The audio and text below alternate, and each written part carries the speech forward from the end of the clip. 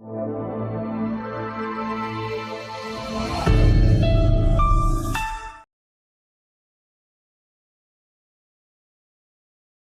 है मेरे प्यारे बच्चों, आप सभी का आपकी अपनी कक्षा में। आज हम वाणी श्रृंखला द्वारा प्रकाशित पुस्तक हमारा समाज और पर्यावरण कक्षा 6 का अध्ययन करेंगे।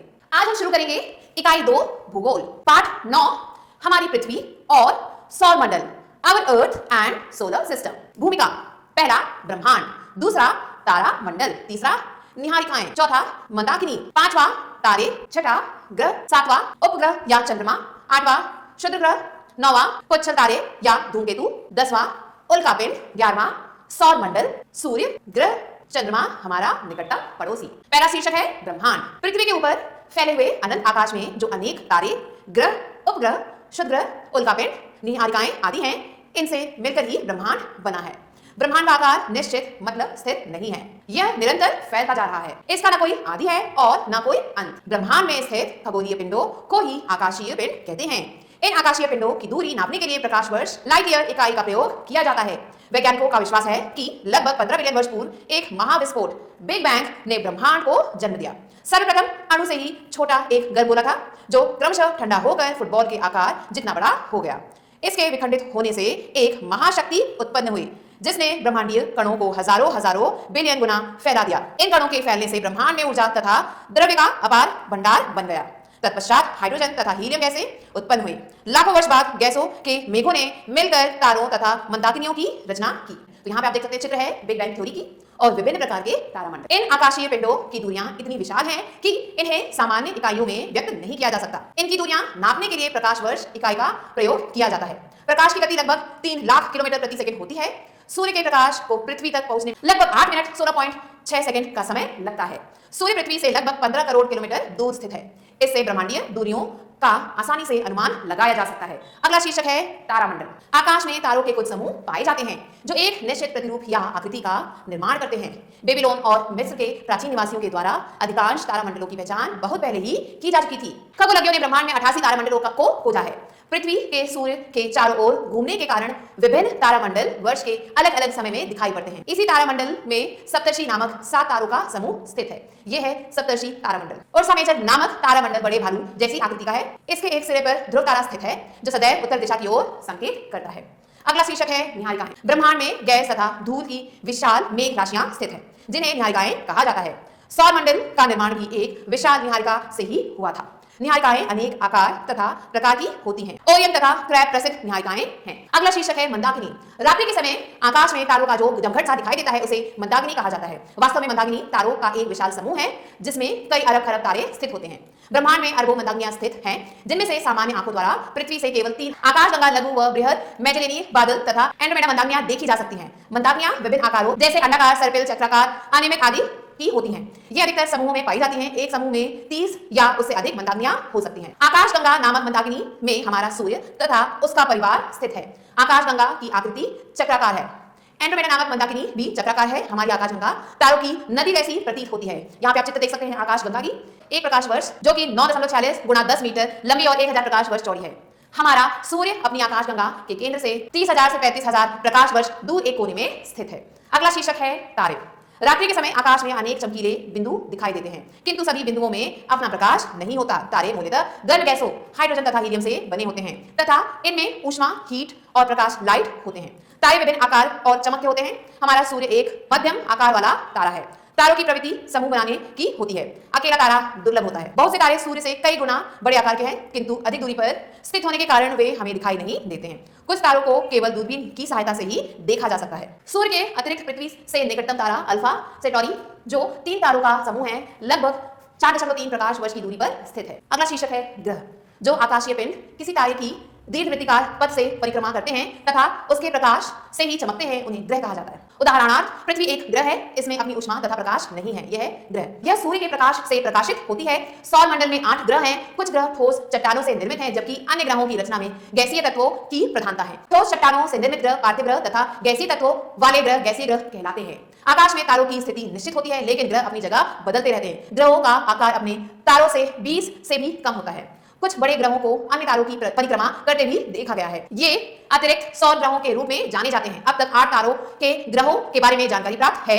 सन 2003 में हबल स्पेस टेलीस्कोप से प्राचीनतम ग्रह 12.7 बिलियन वर्ष पूर्व देखा गया, जो बृहस्पति से भी 2 गुने से अधिक भारी है। यह पृथ्वी से 7200 प्रकाश वर्ष दूर स्थित समूह M4 की परिक्रमा करता है। ग्रहों की गतियां अपनी संहति और भार के बल पर सूर्य ग्रहों की गतियों को नियंत्रित करता है। सूर्य केंद्रीय सिद्धांत के अनुसार सभी ग्रह सूर्य के चतुर्दिक एक ही दिशा में घूमते हैं, लेकिन प्रत्येक ग्रह का घूर्णन अलग होता है। सभी ग्रह सूर्य के चारों ओर दीर्घ वृत्ताकार या अंडाकार पथ पर घूमते हैं। न्यूटन ने सर्वप्रथम यह सिद्ध किया था कि सूर्य के गुरुत्वाकर्षण बल के कारण ही सभी ग्रह अपने निश्चित मार्ग पर घूमते रहते हैं। अगला शीर्षक है उपग्रह या चंद्रमा। उपग्रह किसी न किसी ग्रह या दूसरे आकाशीय पिंड की परिक्रमा करते हैं। जैसे चंद्रमा पृथ्वी की परिक्रमा करता है, इसमें भी अपना प्रकाश नहीं होता, ये भी तारों के प्रकाश को परावर्तित करते हैं। उपग्रह 2 प्रकार के होते हैं, प्राकृतिक उपग्रह एवं कृत्रिम मानवकृत उपग्रह। प्राकृतिक उपग्रह चंद्रमा कहलाते हैं। सभी प्राकृतिक उपग्रह चट्टानों के छोटे ग्लोब हैं जो अपने ग्रह के चारों ओर उसके गुरुत्वाकर्षण बल से बंधे घूमते रहते हैं। सौर मंडल में 102 प्राकृतिक उपग्रह चंद्रमा है। सौर मंडल में बृहस्पति का उपग्रह गैनीमेड विशालतम है। द्वितीय विशालतम उपग्रह टाइटन है जो शनि का उपग्रह है। तो ये आप देख सकते हैं अलग अलग तरीके के उपग्रह। अगला शीर्षक है क्षुद्र ग्रह। अधिक छोटे आकार के ठोस पिंड जो संभवतः किसी ग्रह के विखंडित होने पर बनते हैं और तारों की परिक्रमा करते हैं, क्षुद्र ग्रह कहलाते हैं। मंगल और बृहस्पति ग्रहों के मध्य ऐसे ही अनेक क्षुद्र ग्रह एक पेटी में स्थित है। इनमें से कई तो 1 वर्ग मील से भी कम आकार के हैं। विशालतम क्षुद्र ग्रह सियर्स 1801 ईस्वी में खोजा गया था। अगला शीर्षक है पुच्छल तारे या धूमकेतु। पुच्छल तारे रात्रि में प्रकाश रेखा के रूप में कभी-कभी देखे जाते हैं। अधिकतर धूमकेतु सूर्य की परिक्रमा करते हैं, लेकिन इनका परिक्रमा पथ बहुत विशाल होता है। इसकी प्रज्वलित पूंछ जैसी आकृति के कारण ही इसे पुच्छल तारा कहा जाता है। यह है पुच्छल तारा। हम इन्हें तभी देख पाते हैं जब ये सूर्य के समीप होते हैं। ये निश्चित समय के बाद प्रकट होते हैं। हैरी नामक धूमकेतु प्रति 76 वर्ष बाद प्रकट होता है। यह 1986 ईस्वी में दिखाई दिया था। भविष्य में सन 2062 में यह पुनः दिखाई देगा। इसका नाम ब्रिटिश वैज्ञानिक एडमंड हिलेरी के नाम पर रखा गया है। हेलबाग नामक धूमकेतु अत्यधिक प्रकाशमान है जो 1997 ईस्वी में दिखाई दिया था। धूमकेतुओं का अब तक का सबसे बड़ा विनाश 1944 ईस्वी में सुमेकर का हुआ था, जो कुछ बृहस्पतियों के बीच में पिस गया था। अगला शीर्षक है उल्का पिंड। उल्का बहुत छोटे छोटे ठोस आकाशीय पिंड होते हैं। प्रायः ये पृथ्वी के वायुमंडल में ही विलीन हो जाते हैं। कुछ उल्काएं पृथ्वी के वातावरण में प्रवेश करते ही जल जाती हैं। उल्का पिंड बड़ी उल्काएं होती हैं जो कभी कभी पृथ्वी के वातावरण को भेदती हुई धरातल पर आकर गिर जाती हैं, तब इन्हें उल्कापात कहते हैं। इनके गिरने से पृथ्वी के धरातल पर क्रेटर जैसे विशाल गर्त उत्पन्न हो जाते हैं। एरिजोना संयुक्त राज्य अमेरिका में उल्कापात से ऐसा ही एक विशाल गर्त उत्पन्न हो गया था। अगला शीर्षक है सौर मंडल। सूर्य और उसके परिवार जिसमें सभी 8 ग्रह, 100 से अधिक उपग्रह, लाखों क्षुद्र उल्काएं, अनगिनत धूमकेतु हैं को सौर मंडल कहते हैं। सूर्य इस परिवार का केंद्र है। सभी 8 ग्रह सूर्य की परिक्रमा करते हैं, उन्हें कक्षा कहते हैं। ये उल्लेखनीय तथ्य है कि सभी ग्रहों की कक्षाएं दीर्घवृत्ताकार हैं।